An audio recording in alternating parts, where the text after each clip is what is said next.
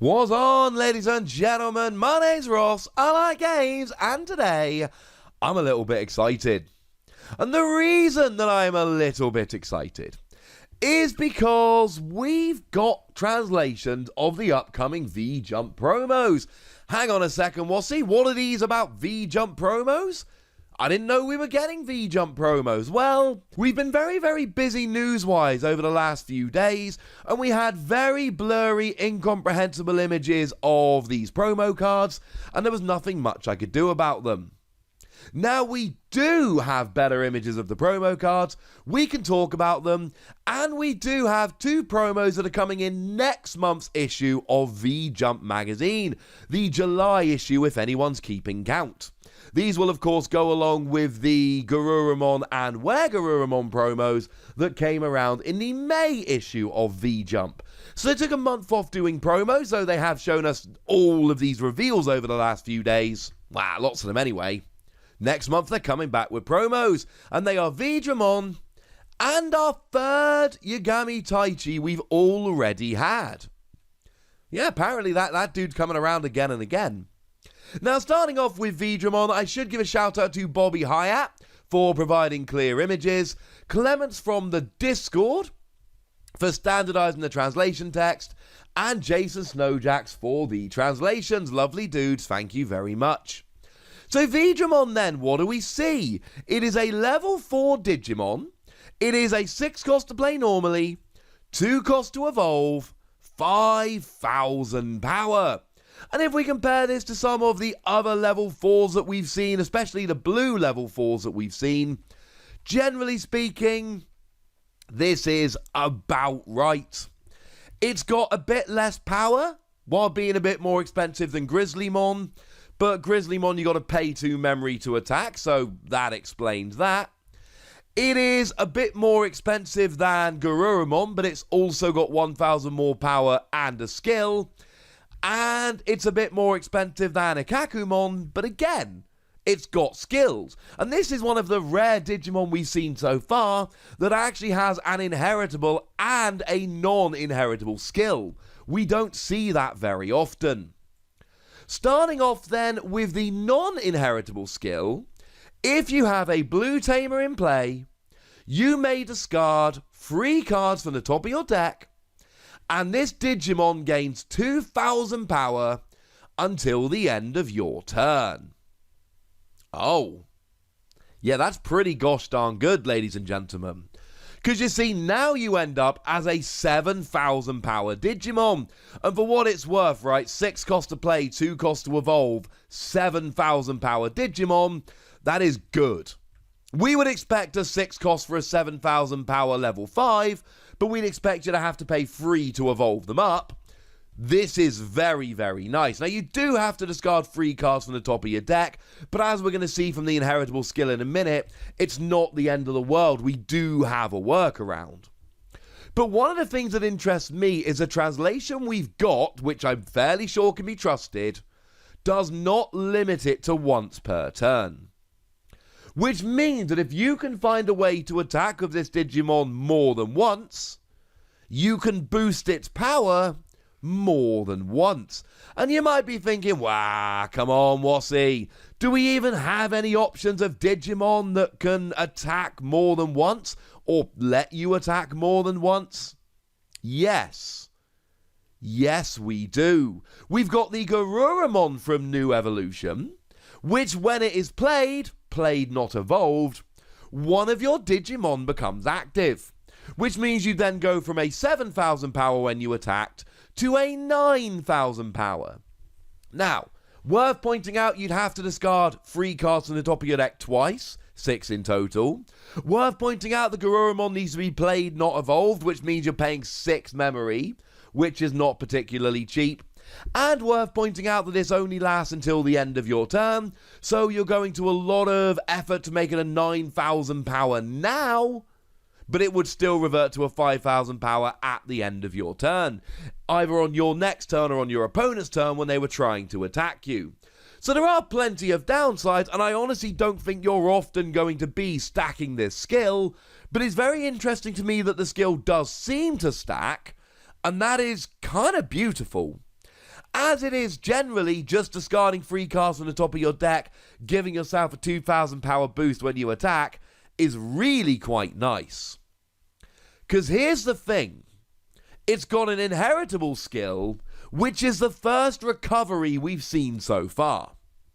When you attack, you may return 3 non-digit armor cards from your discard pile to the bottom of your deck, and then draw 1. Now, the drawing 1 is actually really good. In card games, generally, drawing cards is good. The more cards you draw, the more you've got in terms of options for playing cards and doing stuff in the future. Drawing cards is generally a good thing. We know if you can't draw a card at the beginning of your turn, you lose the game, so there's a limit to this. But outside of that, drawing cards is generally an excellent, excellent idea. Here's the thing. You're also recovering 3 cards. Recovering 3 cards is nuts. Absolutely nuts. We've not seen a skill along these lines before. We have not seen a skill that gives you the option to recover cards. Which means you might have a Tamer card, something powerful like, oh, I don't know, Gaia Force or Starlight Explosion. Yeah, recover them. Get them back. Now they go onto the bottom of your deck, so you're going to draw them very late in the game. But if nothing else, this actually lets you plan. You can go, right, well, I know I'm going to be drawing these cards very late in the game, so what am I going to need? What is going to help me out in the late game? What do I need to plan for? And that actually really helps. You can take something like a Metal Garurumon, big, bad level 6 Digimon, but one you're probably going to want very late in the game, and then put that on the bottom of your deck. Oh, yeah, that's going to be kind of helpful, ladies and gentlemen. The fact that we're actually getting recovery skills, I've said the fact that we're getting Recover, which literally puts a card from the top of your deck as a security card, is good. I've told you getting more blockers is good. I've told you getting more draw power is good, and this feeds into that as well. I've told you that having some of these fairly weak, but still, search options we've gotten lately is good. Now we're getting recovery options as well. This game gets better and better, and don't expect this to be the only recovery skill that we see. But the fact that we're getting a recovery skill is awesome. But that's not the only thing we're getting in next month's V-Jump magazine. We're also getting a new Tamer card. And, I mean, it's not terribly relevant, but it's fun to note that this is the first and as of the moment only promo trainer card we've seen so far, so you know, yay! So, Yagami Taichi. It is a 2-cost Tamer, which makes it in line with the ones we saw in the starter decks, rather than the ones we saw that are coming in New Evolution. More on those in a moment.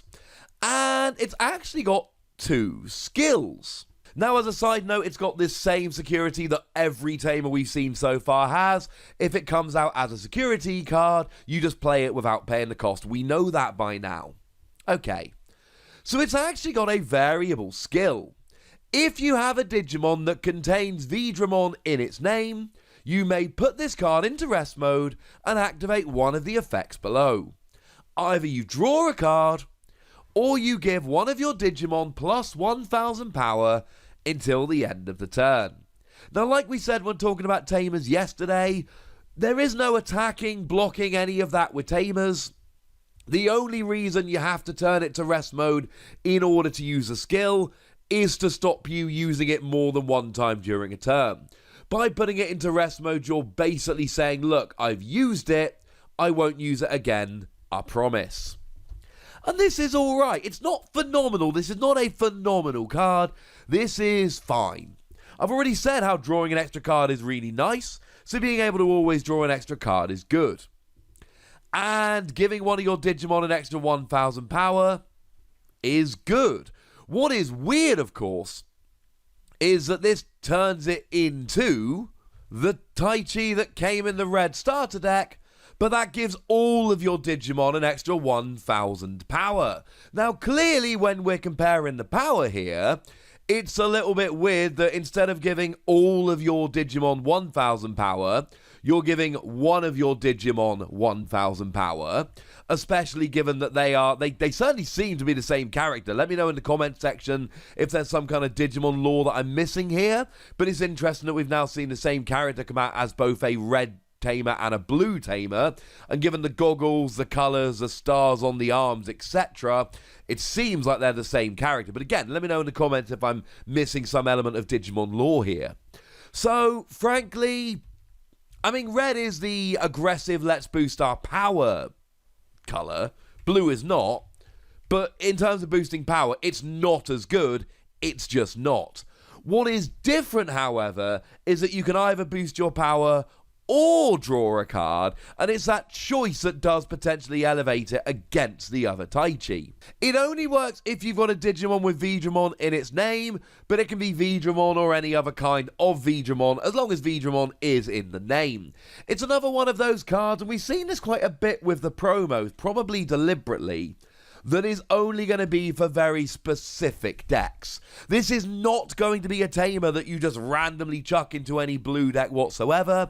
It is going to be a Tamer that you put into a blue deck if you're playing enough Veedramon that you think you're always going to have one on the field. Otherwise, you're just not doing it. There are other better Tamers that we can use. So there we go, ladies and gentlemen. If you want to get these bad boys, you need to make sure you get yourself a copy of next month's V-Jump magazine. Apologies to those people who wanted me to cover these earlier. We really did not have a good enough picture to do a translation. But now we do, and frankly, I would consider it to be a little bit rude if I didn't cover them. And now I have, and life is good. But now, ladies and gentlemen, I would like to know what you think about all of this, so let me know in the comment section. Go nuts, be nice. And then make sure you like this video, subscribe to this channel, follow me on Twitter at the Wossy. That's where we talk Digimon and a whole bunch of other games. And please do consider checking out patreon.com/PTCGradio, where you can support the channel, get weekly bonus podcasts, all kinds of fun things. But by far the most important thing, as always, look after yourselves till next time, would ya? Thank you very much for watching. My name's Ross, and you've been watching Wossy Plays.